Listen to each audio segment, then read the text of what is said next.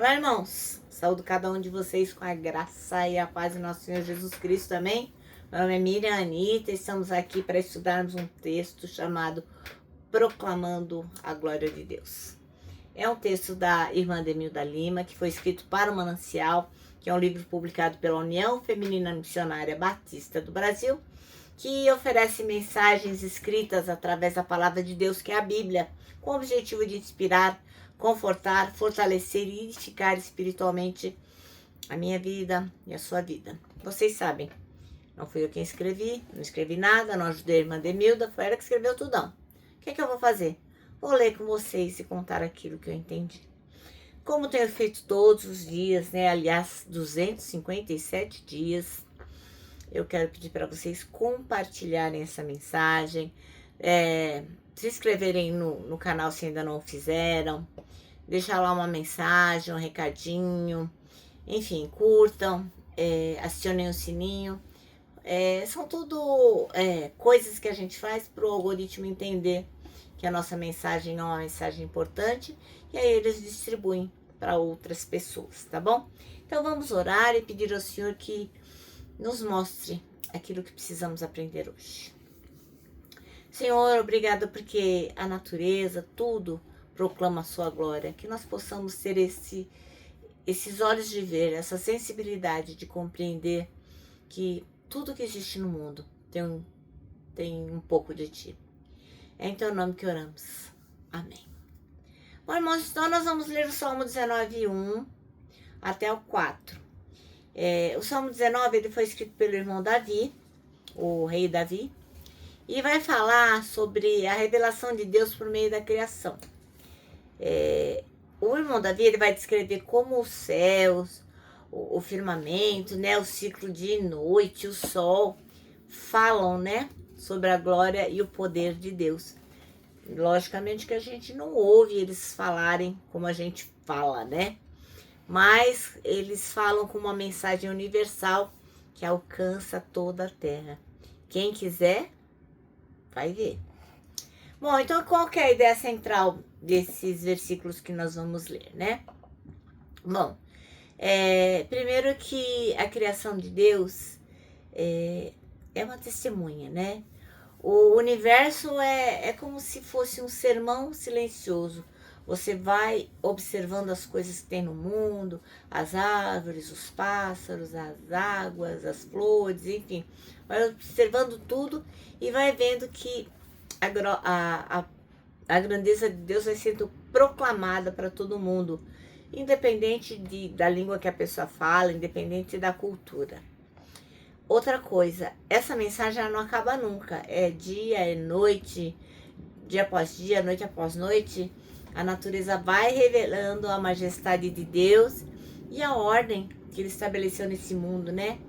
Como que pode o sol saber quando ele vai raiar, a noite saber quando ela tem que entrar, o mar que tá ali, o gelo, enfim, como é que pode todas essas coisas? Quem estabeleceu essa coisa se não Deus, né?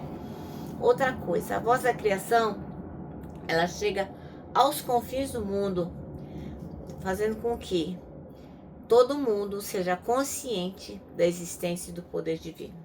Nega a Deus quem quer, mas é lógico que isso tudo se fez com a mão do nosso Criador. O sol, por exemplo, né?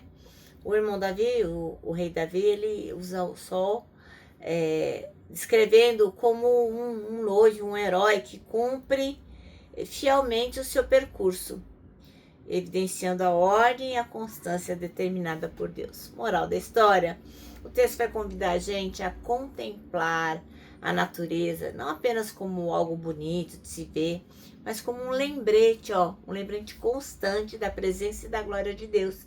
É um chamado à adoração e à gratidão, reconhecendo que a criação é um reflexo de Deus.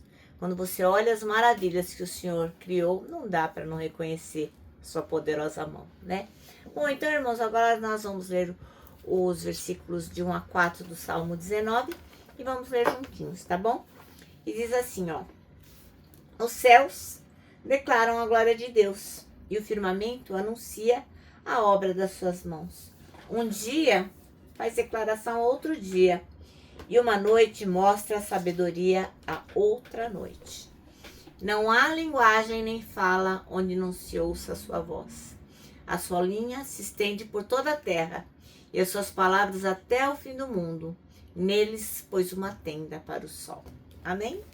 Bem, o versículo escolhido pela irmã Denilda é o primeiro que diz: os céus proclamam a glória de Deus e o firmamento anuncia as obras das suas mãos. Ora, é um poema, né? Então, de forma literária, a palavra de Deus vai revelando a gente que a natureza se comporta parecida com a gente, né? Parecida com os seres humanos. A natureza louva, exalta, bate palmas, canta, jubila, proclama a grandeza do Criador e manifesta a sua força. O céu, né, o firmamento, exalta, glorifica a criatividade e a sabedoria de quem o chamou à existência e o colocou à disposição de nós, os seres humanos. Mas, sempre tem um mais, né? Por causa do pecado de Adão, a natureza sofre e aguarda que Cristo retorne a fim de ser restaurada, como está em Romanos 8,19. Diz assim, ó. A natureza criada aguarda com grande expectativa que os filhos de Deus sejam revelados. Bem, assim como a natureza, tem um povo, né?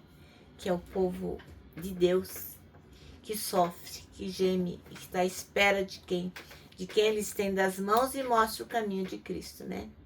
Nós somos o povo de Deus que podemos mostrar às pessoas o caminho de Cristo, né? Porque tem muitas pessoas sofrendo. E nós, logicamente, sofremos com eles também. Mas o mundo quer nos repreender, né? A gente pode falar sobre política, a gente pode falar sobre futebol, a gente pode falar sobre identidade de gênero, a gente pode falar de um monte de coisa. Mas quando a gente fala de religião, as pessoas não gostam. Quando a gente fala de Jesus, as pessoas não gostam.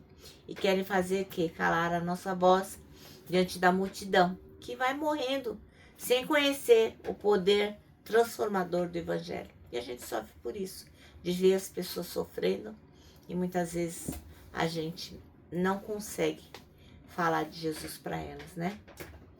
Então, o nosso trabalho deve ser o de proclamar a excelência da criação, entoando louvores de gratidão e declaração de amor ao Altíssimo, contando com ousadia a história da nossa redenção e a reconciliação com Cristo. Esse é o nosso trabalho. Então, o que a gente tem que fazer?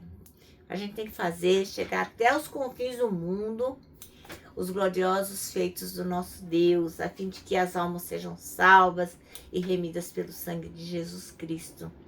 A gente tem que agradecer, muito, pois o nosso Criador nos fez parte do seu plano redentor. Amém? Bom, o nosso manancial termina assim, ó, com um versículo de 1 Coríntios 9,16, que diz assim: se anuncio o evangelho, não tenho do que me gloriar, pois sobre mim pesa sua obrigação, porque ai de mim se não pregar o evangelho. Bom, irmãos, então agora eu vou terminar deixando aqui meu abraço de urso.